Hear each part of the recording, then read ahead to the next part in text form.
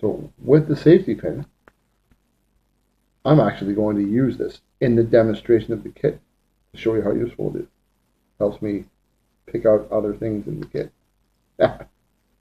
So I just have matches stashed. These are, the tips are wax coated, so they are supposedly strike anywhere matches. I'll put them to the test when I need to. So this is the centerpiece of the kit. So there's a couple more matches there. I'm just going to get them out of the way because they're distracting me.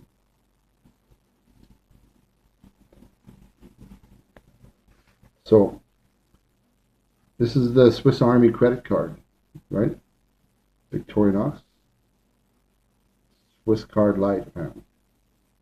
So I have these taped in just to keep them in place. But the most, right? When you think of Swiss Army, the first thing you think of is a knife. There's your knife blade. Now I'm not going to be able to, kill and butcher large game with that. But it's, it's got a sharp little edge. That'll be good for some fine work. We have scissors, extremely useful. We've got a lens for fire starting. I mean, if you can use the sun, why use up your resources? I think, using the lens during the day is your best option for starting a fire if you can.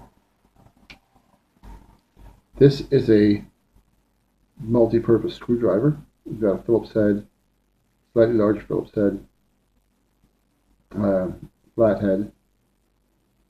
I think that may fit some Robertsons, but useful. And even if you needed to take this off the sharpener blade, there you go.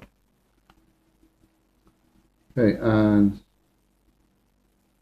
there's also there's tweezers in here. I'm going to get them out next. There we go. I've actually used these several times.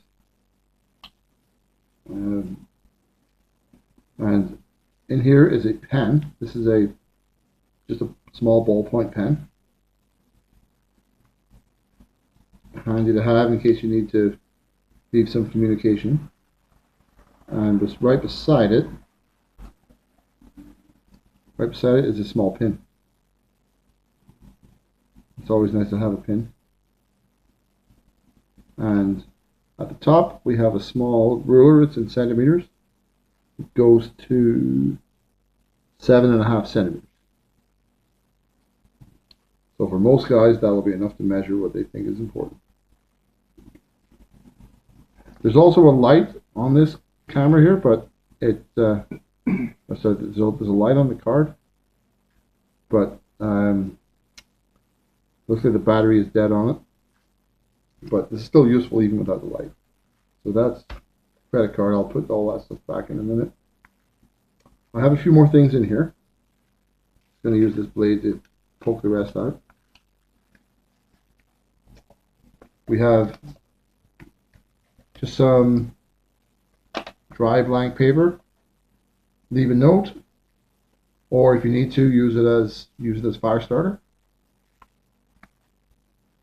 We have this is I think it's, let's see how much this is aluminum foil.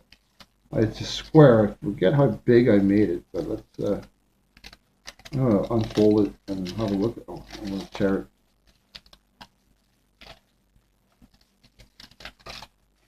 I think it's about 1 square foot.